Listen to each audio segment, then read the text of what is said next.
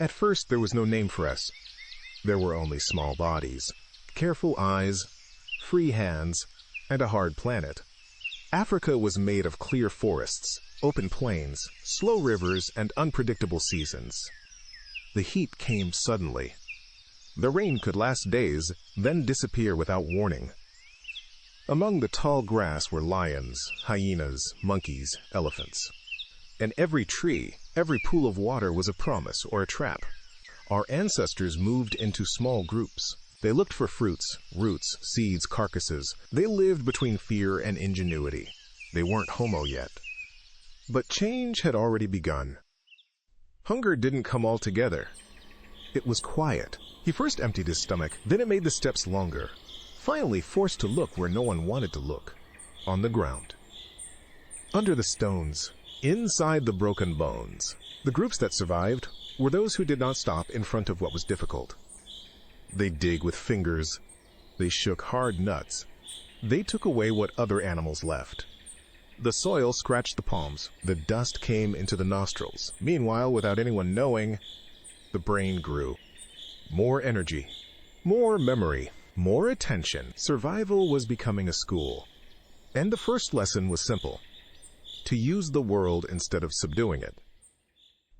A rock is never just a rock when a hand begins to think. At first, it was a wrong shot to break everything. Then someone saw a sharper edge. Then another shot. And another. The stone shone in the oblique light of the morning. He cut better, opened faster, separated meat from the skin, exit from the old boundaries of the body. Each tool was small, but its effect was huge. Hands learned to hold, hit, choose. Mind learned to remember the right form. They didn't need words. Just repeat the gesture and hand it over looking. So one of our first inheritances was born. Not a treasure, a different way of touching the world. Then there appeared beings a little higher, a little longer in the legs, a little more ready to walk away. It wasn't us yet, but they were already different from what had preceded them. His face changed. The teeth were smaller, the most precise hands, and the body less tied to the trees. The first Homos lived in open and unstable territories, where the food was not always in the same place, where the distance counted more than strength, where he moved better, he lived more. They walked with the sun on, with the wind on the skin, with eyes always ready to see movement in the grass. They had not yet conquered the planet, they were just learning not to stay still. And this, in such a world, was already revolutionary. No one survives alone. The children learned by observing. The elderly remembered the paths of water. The strongest carried the loads. The wounded hands were protected. A fragment of food could be shared, hidden, disputed. The morning air knew of wet ground and crushed grass. In the evening it smelled animals, sweat, smoke away if someone had found a random spark. Groups just recognized each other, from a call, from a posture, from a way to stay close. Every loss weighed. Every birth was a fragile hope. And in the midst of all this, cooperation grew like an invisible root. It was a slow force, but it was changing everything. Because who shared, he learned to last. When the first remains of these beings were found much later, scholars called them Homo habilis. The name already said something important. Hand skillful. Not because they were perfect, but because they knew how to do what others didn't do the same. The tools were simple: stone cores, sharp patterns, few hits. Yet, they were enough to turn a carcass into more accessible food. They just broke, scraped, opened. The sound of the stone against the stone was dry. Netto, almost a small thunder on dry land. There was no glory in that gesture, only need. But the need, often, is the mother of intelligence, and the cut stone became an extension of the body, a start. But Africa was never equal to itself. The woods retreated. The prairies were advancing. The drought tightened the earth as an invisible hand. Where before there was shadow, it appeared hard light. Where you could stay, you had to leave. Animals changed their path. The fruits matured in other months. Water became more rare. Every generation learned a different landscape. And those who lived better weren't the fastest in the race.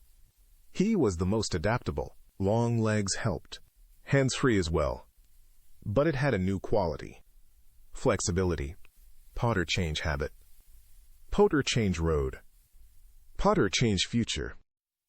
A body made to stay can survive. A body made to go far can change history. The new forms of the genus Homo brought this silent advantage. Longer passes. Basins suitable for march. Resistance under the sun. Hands capable of bringing food, small tools. The spine held the distance. The sweat cooled the body on the way. Even fatigue began to become an ally. Why move meant to find new territories, new resources, new possibilities. The days were long. The sky looked bigger, and every horizon over the hill seemed to say one thing. There is still room. Then there came an even more familiar form to our gaze. Homo erectus, higher, more robust, more efficient in walking and living away from one place. His modern name came long after. But his remains tell a clear story.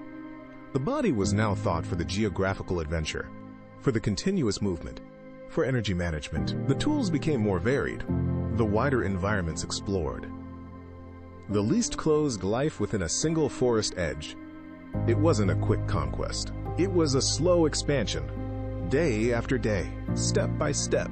And when an organism learns to occupy more space, destiny also changes dimension. Before dominating it, the fire was a sudden visit, lightning in the dry season, a tree burning at night, a flame taken by chance and defended with fear. His light trembled on the faces. The smell was pungent, hot wood, smoke, ash. Nobody was too close, yet no one wanted to lose it. The fire expelled some animals. Scaled in darkness, lighted the edges of the field. But she was fragile. Just water, wind, or distraction to turn it off. And at that moment the world was colder, more hostile, older. For this reason, learning to keep it on would have been one of our greatest accomplishments. The most difficult time was not to turn it on. It was not letting him die. At night, someone was awake. It was flat on the Tizoni. Collected dry branches, protected the brace from the wind. The ashes shook under the feet. Hands smelled smoke for hours. If the rain came, the group shook around the shelter. If the wind increased, it was enough for a moment, and everything could fade away. That small hot center became a point of union. Not just for food, but for fear, for shared time, for the common wake. Fire turned the night, and the night, finally, was no longer just a place to be at the mercy of the dark. It was a place to live. When the fire remained long enough, something changed in the mouth, stomach, whole life. Meat became easier to chew. The softest roots, some seeds safer. The heat removed the invisible microbes that always hurt. The cooked food smelled differently, sweeter, fuller.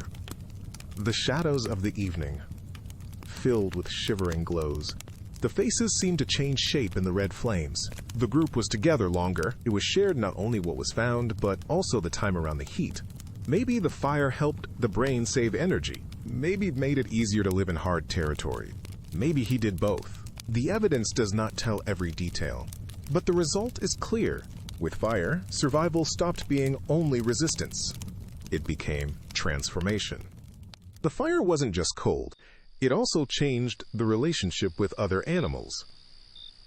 The eyes shone in the dark, beyond the circle of light. The steps of the predators remained farther. Night calls seemed less secure. Some animals waited in shadow, others fled. The group learned to sleep on shifts, to be vigilant, to read the dark. The night was no longer a complete defeat. It was a tight room, but defense. Around the brace, the faces calmed down. Hands were relaxing. The children fell asleep closer, and fear, even though it did not disappear, began to find boundaries. When a primitive humanity is able to stay awake in the night, the whole world expands a little, and what comes next is even bigger. Every step beyond the usual taught something. Where to find water after sunset, which plants nourished, what stones were better stoned, which paths follow to avoid the branches. Experience became a memory. Memory became tradition, and tradition became advantage. The wind crossed the African plains without stopping. He blew the grass. It was the mud. Cleansed the sky after the rains. In that mobile landscape, the genus Homo learned that there was no absolute security. There was only the ability to read the change before others.